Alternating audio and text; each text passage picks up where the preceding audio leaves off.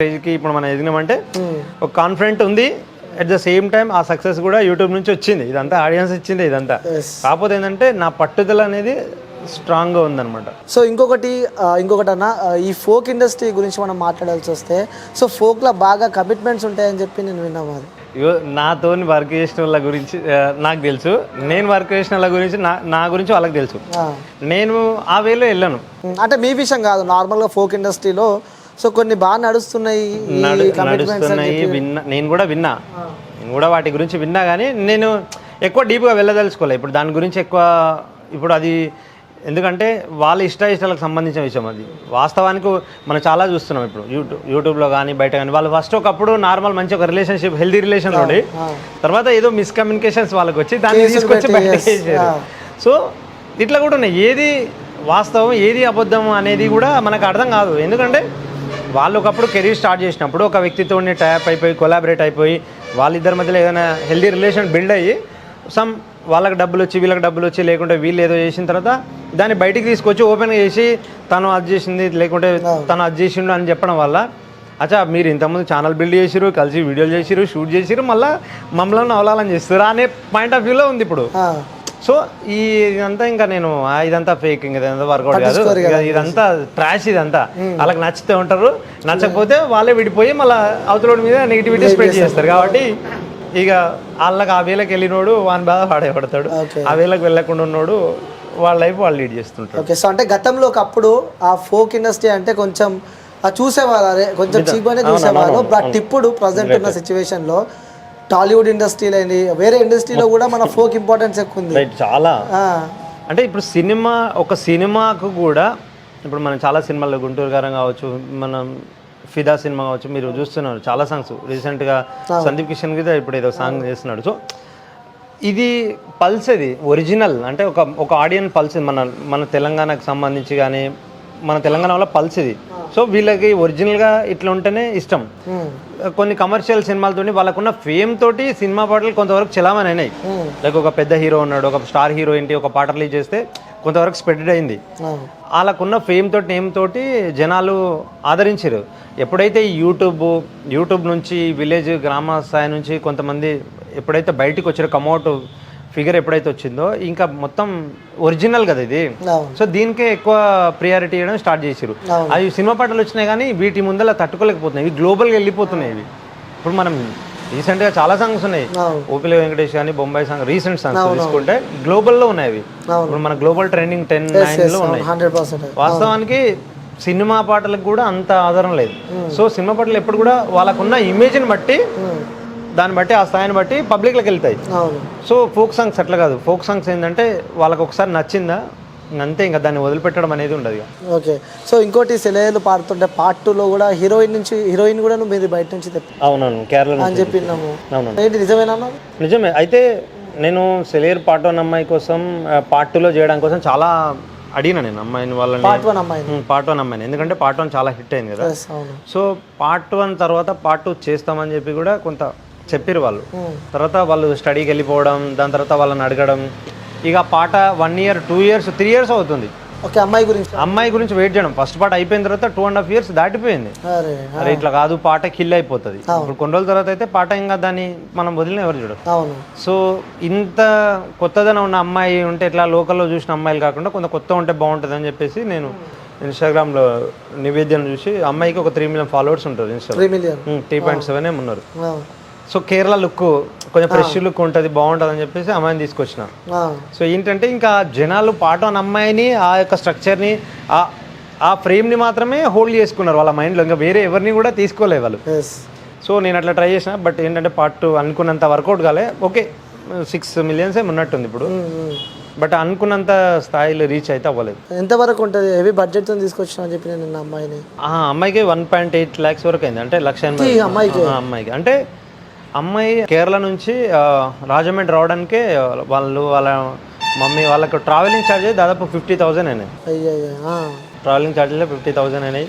3 days shoot అయింది, తనకి hotel staying accommodation ఇదంతా చాలా ఎక్స్పెన్సివ్గా. అంటే ఇంతమంది ఫోక్ సాంగ్స్ అంటే ఏదో ఒక రోజు పోయి పొద్దున పోయి సాయంత్రం కొట్టుకొని వచ్చేది. 3 days చేశారు సాంగ్? 3 days చేసినాం. 3 days. ఓకే.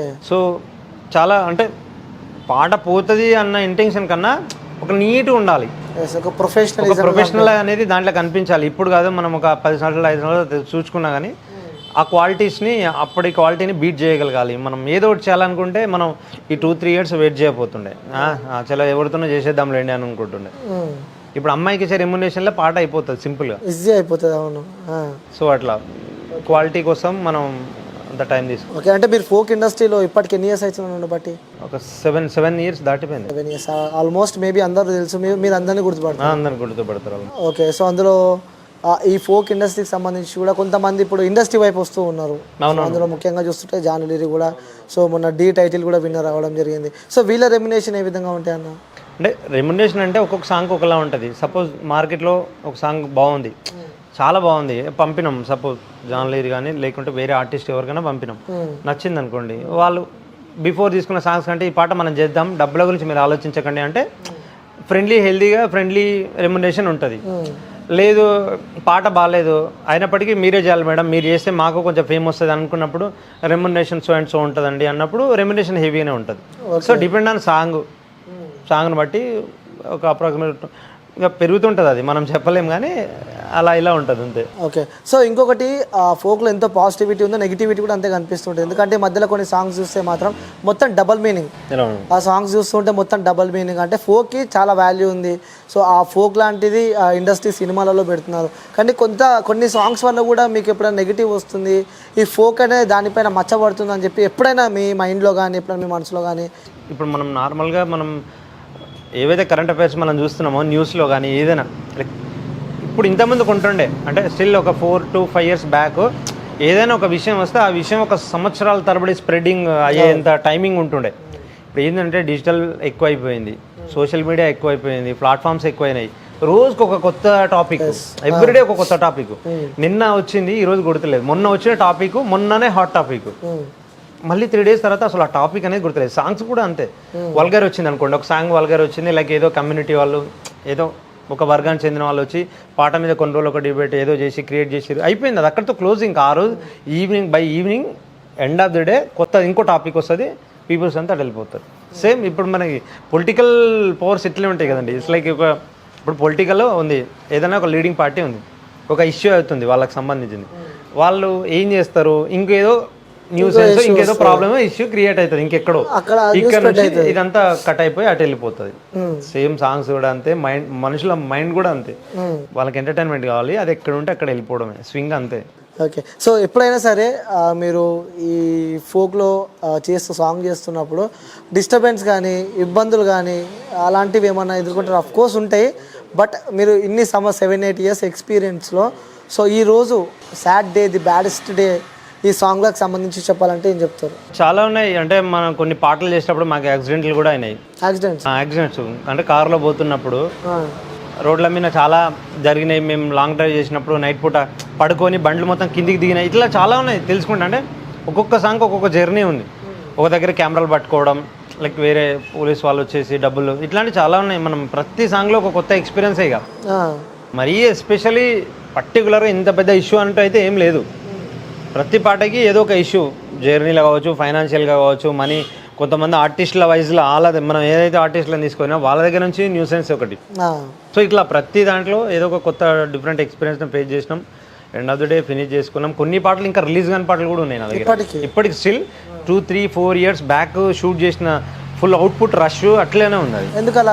అది పోదు అనిపించింది. అది పైగా అది పెట్టడం వల్ల మళ్ళీ మనకి నెగిటివిటీ బాధ అనిపిస్తుండే కదా, అరే ఇన్ని పైసలు ఖర్చు పెట్టి బాధ ఎందుకు అనిపిస్తుంది, ఇన్ని పైసలు ఖర్చు పెట్టి ఏసీ సాంగ్ ప్లే చేయకుండా అనిపిస్తుంది. ఇప్పుడు 2 లక్షలు అంటే కామన్గా ఒక కామన్ మ్యాన్కి ఒక షూట్. ఇప్పుడు నేను యాజ్ ఏ ప్రొడ్యూసర్గా ఒక కెమెరామెన్ వస్తాడు, end of the day shoot చేసుకొని వెళ్ళిపోయిన నెక్స్ట్ డే ఇవ్వాలి, సరే లేదంటే 2 రోజులకి వెళ్ళాలి, 3 రోజుల కన్నా ఇవ్వాల్సిందే. ఒక అమ్మాయి వచ్చింది యాక్టర్కి, ఆ అమ్మాయికి ఫస్ట్ అడ్వాన్స్ వేయాల్సిందే.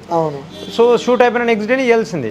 ఆర్టిస్టులు, డాన్సర్లు, కొరియోగ్రాఫర్లు, మేకప్ మ్యాన్, లైట్ మ్యాన్, తర్వాత ట్రావెలింగ్, ఫుడ్, రూము, హోటల్, ఇవన్నీ ముందే పే చేయాలి. తర్వాత అన్నీ తీసుకుపోయి నువ్వు ఒక దాంట్లో పెట్టుకుంటే నీకు డబ్బులు వస్తాయి, లేకుంటే లేదు.